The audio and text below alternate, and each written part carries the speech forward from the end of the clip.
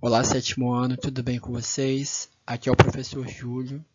Hoje nós vamos dar continuidade à nossa disciplina de ciências lá no capítulo 9, a dinâmica da crosta terrestre, tá bom? Está na página 164 do livro de ciências de vocês. Para começarmos esse tema da dinâmica da crosta terrestre, nós temos que entender o que é a crosta terrestre. Ela é a camada mais superficial do nosso planeta. É o nosso chão, ou seja, onde pisamos, a parte do planeta onde a gente anda, vive, planta e constrói nossas casas, né? Nos continentes, ou seja, em terra firme, a espessura pode ter de 30 a 70 quilômetros. Já no fundo dos oceanos, essa espessura pode variar entre 5 e 10 quilômetros, né? Então, nós temos a crosta continental, que está nos continentes, e a crosta oceânica, que é a do fundo do oceano aí, né? Até o século XX, a maioria dos cientistas considerava e achava que os continentes mais do fundo oceânico eram estruturas permanentes e fixas, ou seja, eles não se movimentavam durante a formação da Terra, né? Mas conforme os continentes foram sendo ocupados, colonizados e os mapas foram ficando mais fiéis à realidade, alguns deles perceberam que havia um encaixe quase que perfeito entre as crostas dos continentes, ou seja, os continentes eles se encaixavam, né? Em particular entre a África e a América do Sul, que davam um encaixe perfeito entre o continente da África e da América do Sul, né? Como se fosse um quebra-cabeça. Aí é o que dá o início da deriva continental, que a gente vai falar um pouquinho. A deriva continental ela é uma ideia, uma teoria elaborada por Alfred Wegener, né?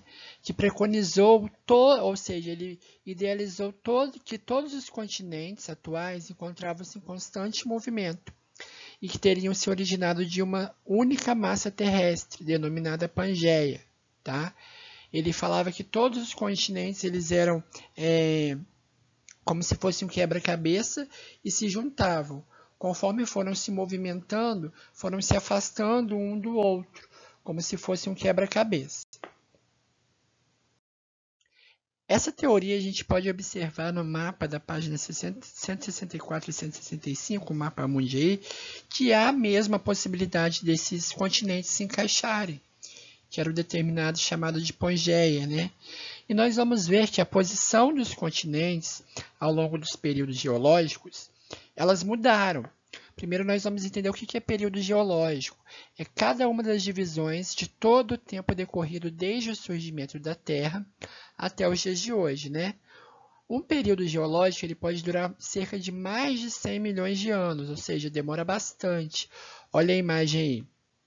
Lá no período da Pangeia, era o período Permiano, 250 milhões de anos atrás, né? Aí nós temos o Triássico, 200 milhões de anos. Olha como é que vai começando a separar aí os continentes. O Jurássico, né? A 145 milhões de anos. Cretáceo, 65 milhões de anos. E temos o Quaternário, que é o período que estamos vivendo hoje. Olha como estão posicionados os continentes atualmente, que é o período em que vivemos, né? Aí nós temos que entender também a estrutura do globo terrestre. Como que é formado o globo terrestre? Nós sabemos, já vimos em anos anteriores, que o globo terrestre tem quem? A crosta, o manto e o núcleo, né?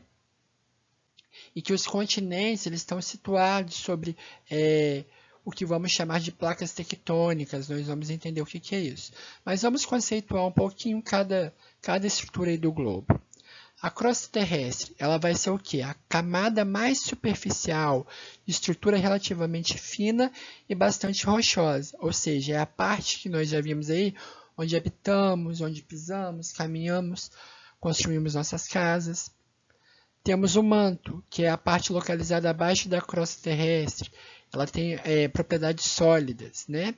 E temos o núcleo, que é a camada mais interna e quente da Terra, onde vai ser formada por ferro e níquel, né? Nós falamos que as placas tectônicas elas têm uma relação com a crosta terrestre, lembram? Então vamos entender como que isso acontece. A crosta terrestre, como já vimos, ela é a parte mais externa da Terra. É onde envolve todo o planeta e onde a gente vive, onde realizamos nossas atividades, correto? Nós vimos também que essa camada apresenta de 0 a 70 km de espessura, variando entre os continentes e os oceanos. E ela é formada por grandes porções sólidas, ou seja, grandes placas, que são chamadas de placas tectônicas, né? Ou também podem ser chamadas de placas litosféricas, que elas vão se movendo lentamente sobre o manto terrestre. Essas placas é o que vai formar aí os continentes. Vamos falar um pouquinho sobre as placas tectônicas. Olha os continentes aí, as placas que são formadas. Nós temos a placa do Pacífico, a placa de Nazca, a placa norte-americana, sul-americana, africana, antártica, a euroasiática, a indo-australiana, placas das Filipinas, placas do Pacífico. Se nós olharmos essas divisões aí, nós vamos perceber que o Brasil ele está no centro de uma placa, no centro da placa sul-americana, ou seja, ele não está no encaixe de uma placa com a outra. Nós vamos entender que por isso que não acontece muitos abalos sísmicos aqui, não acontece terremoto, não tem muito, a gente não vê tsunami, não vê muito maremoto. Por quê? Quando um país, uma cidade, um estado está situado no centro de uma placa, não há uma constante movimentação dessas placas, entendeu? Então não há uns abalos sísmicos que nós vamos ver agora mais para frente o que são, tá? Agora vamos perceber também aí lá na Ásia. Olha quantas placas, quantas divisões tem ali na placa euroasiática. O continente da Ásia, olha quantas divisões tem ali, quantos encaixes tem. Então é um continente mais propício a ter terremoto, a ter maremoto, né? Nós vamos entender isso mais adiante. Nós vamos entender agora o que são as teorias da tectônica de placas. A teoria de tectônica de placa é o que? São os movimentos que as placas tectônicas fazem. As placas dos continentes fazem, tá? Eles são os movimentos das placas tectônicas que podem ser comprovados por diversas pesquisas geofísicas. Nessa teoria da placa tectônica, ela afirma que a litosfera, a parte aí da crosta, é constituída por placas que vão se movimentar interagindo entre si, né? E ela vai explicar o que? Mecanismos internos da Terra que podem provocar esses movimentos, que podem provocar o que? Os abalos, que nós vamos ver adiante aí o que são. Nós temos os movimentos convergentes, que é quando uma placa se encontra com a outra, vai indo uma direção à outra. A transformante, que é quando elas deslizam próximas às outras, e temos as divergentes, que as placas elas se dispersam, elas vão em direções opostas. Lembra que eu falei que esses movimentos têm efeitos sobre algumas atividades aí? Vamos entender por quê. Eles podem causar terremotos, podem causar tsunamis e podem causar também o aparecimento de quem? Vulcões. Vamos entender por quê? Os terremotos. Denominamos terremotos ou abalos sísmicos ou somente sismos as vibrações na litosfera, provocadas geralmente pela movimentação das placas tectônicas. Olha aí, ó. Eu tenho lá uma região que está acontecendo dentro da minha litosfera, ali dentro da crosta, que está acontecendo um movimento, certo? Eu vou chamar desse ponto interior aí da crosta, onde se inicia a ruptura, onde ele vai começar a se movimentar, de hipocentro ou foco. O local onde acontece o abalo é denominado de hipocentro ou foco. O epicentro é a parte da superfície terrestre onde é sentido o abalo. Olha ali a casinha, está destruída, então ela foi o epicentro do abalo sísmico, correto? O hipocentro ou foco é o interior da crosta onde aconteceu essa onda de movimentação aí. E o epicentro é a parte da superfície que foi afetada, tá? Como são medidos os terremotos? Qual a intensidade desses terremotos? Vamos entender aí como que eles medem isso daí. O sismógrafo ele é um aparelho que vai registrar as ondas sísmicas, né? Os abalos sísmicos, aí, os terremotos. Permite analisar todas as suas características. Por meio delas, é possível obter informações sobre o abalo sísmico registrado. Nós vamos chamar de magnitude o valor da energia liberada nesse abalo sísmico. Ou seja, podemos aferir os possíveis riscos, né, que podem ser causados. O que vai causar naquela população onde vai ter o abalo sísmico? Tá? Isso aí é o grau, a magnitude é o valor que vai...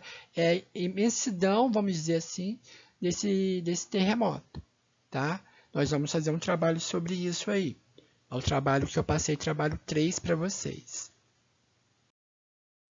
Os vulcões, como que surgem, o que acontece para as atividades dos vulcões. Vamos entender aí um pouquinho. Nós temos que entender que o surgimento de um vulcão está relacionado normalmente com o movimento da placa tectônica. Muitas vezes ele se forma em pontos em que as placas se chocam. Ou seja, lembra quando encontra uma placa com a outra? Pode haver ali uma ruptura. Mas também pode ter os vulcões que ficam no meio das placas, né? Ou seja, fora das regiões de choque, onde as placas não se encontram. Quando acontece isso, esse tipo de vulcão aparece quando tem uma fissura, um corte na crosta terrestre, onde a lava que está lá dentro, mais interiormente da Terra, consegue passar. É o que acontece nos exemplos das ilhas do Havaí, que tem um exemplo aí nessa imagem. Ó. Ele não está no encontro de placas, ele está no meio da placa, mas aquela placa que ele está tem um rompimento. Então, o material, o magma, né? O magma, que é um material que está ali composto por rocha, gás e vapor de água, sofre uma temperatura muito alta e ele é expelido para fora com a erupção vulcânica que nós chamamos aí. Nós temos também as vantagens e desvantagens dos vulcões. Quais são as vantagens? Risco de destruição em massa, né? Devasta plantações, a população que está ali sai carregando tudo, né? Mas ele também tem as vantagens. O que ele traz de vantagem? Fertilidade para o solo, pode auxiliar na produção de energia elétrica, atividade turística, exploração de minérios, além do que ele é uma fonte de observação de estudo científico do interior da Terra para os cientistas, né? Os vulcões eles podem se classificar em 3 tipos: ativos, dormentes e extintos. Vamos entender cada um. Os vulcões ativos são aqueles onde ocorre erupção frequente ou que apresenta sinais de instabilidade, né? Com pequenos abalos ou emissões de gás significativo. Um exemplo que nós temos é o Etna, na Itália. É um exemplo dele, a foto dele.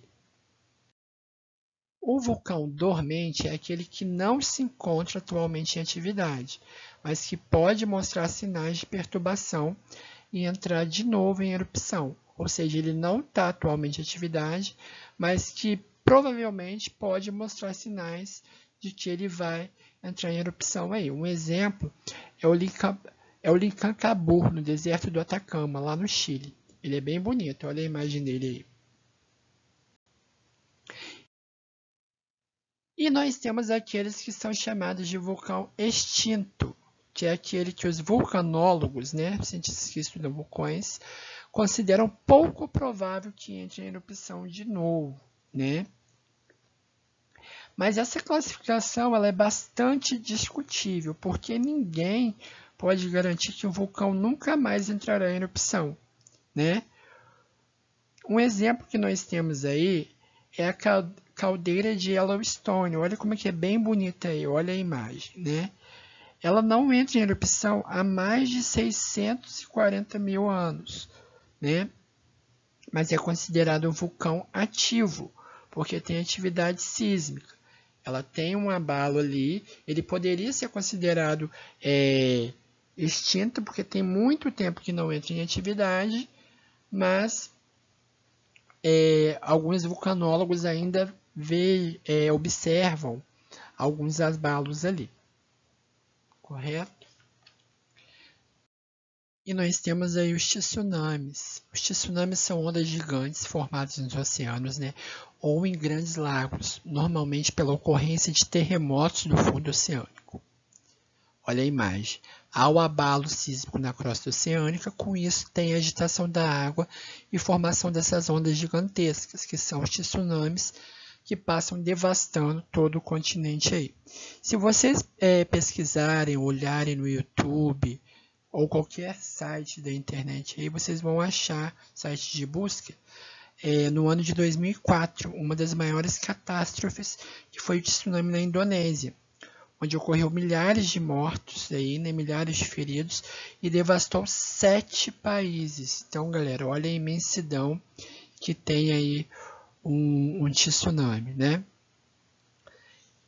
Esse é o conteúdo do capítulo 9. Espero que vocês revisem, façam exercícios do livro. E nós vamos ter um trabalho sobre esse tema aí, que é o último trabalho do trimestre, tá bom? Se cuidem, um abraço do professor Júlio.